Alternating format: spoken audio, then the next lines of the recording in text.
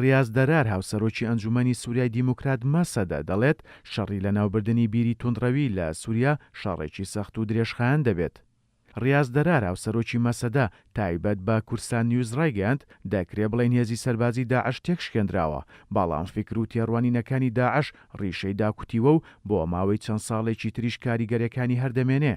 دەژڵێت لە ناوبردننی بیری توندڕەوی لە سووریا قۆناغی دووەمی جەنگەکەیە، ئەو جەنگەش جەنگێکی سەخت و درێژخایەن دەبێت. لەبارەی دیلەکانی داعش و خێزانەکانیان هاوسەرۆکی مەسەدا ئاماژەی بۆوە کردووە پرسی دیلەکانی داعش دۆسەیەکی ئالۆزە.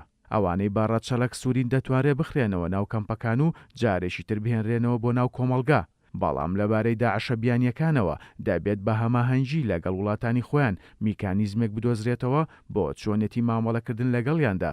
ئەوانەشی کاری تیرۆریستی و کوشتنیان لە بەرامبەر مەدەنیەکانی سووریا ئەنجام داوە دەبێت دادگایی بکرێن.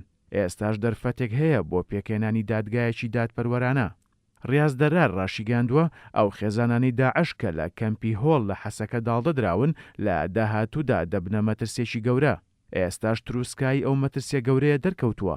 ئاماژەی بۆش کردووە دوای کۆتایی داعش قۆناغی چارەسەری قەیرانی سووریا و نووسینەوەی دەستورێکی دیموکرات بە هەماهەنگی لەگەڵ حکوومەتی دیمەشق دەست پێ دەکات.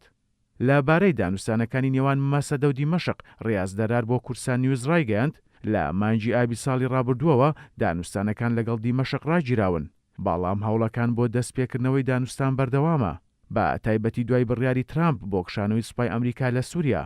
ئێستاش بە نێوەنگیری رووسیا هەنگاوەکان بۆ دەستپێکردنەوەی گفتوگۆکان دەستیان پێکردووە. هەمووانیش باوەڕیان بە چارەسەری سیاسی و یەکپارچەی خاکی سووریا هەیە و دژی هەر بیرۆکەیەکی دابەشکاریشن.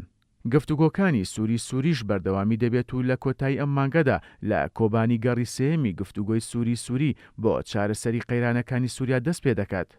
ڕیاز دەرار ئەوەشی بۆ کورسان نیوز ئاشکرا کرد کە لێک نزیکبوونەوەی جددی لە نێوان مەسەدە و لایەنەکانی تری ئۆپۆزیسیۆنی سووریا هەیە و لێک تێگەیشتنی باشاتۆتە ئاراوە. مەسەدەش پرۆژەی یەکخستن و کۆکردنەوەی تەواوی هێزە ناوخۆیەکانی هەیە بۆ پاراستنی سەقەمگیری و ئاسایشی سنوورەکان بابێ دەزوەردانی دەرەشی. لەبارەی دوایین پێشاتەکانی تایبەت بە پرسی لیژنەی نووسینەوەی دەستور ڕیاز دەرار ئاماژەی بۆ کردووە لیژنەی نووسینەوەی دەستوری سووریا باشێک لە گرێکانی قەیرانی سووریا دەکاتەوە، بەڵام تەواوی کێشەکان چارەسەر ناکات.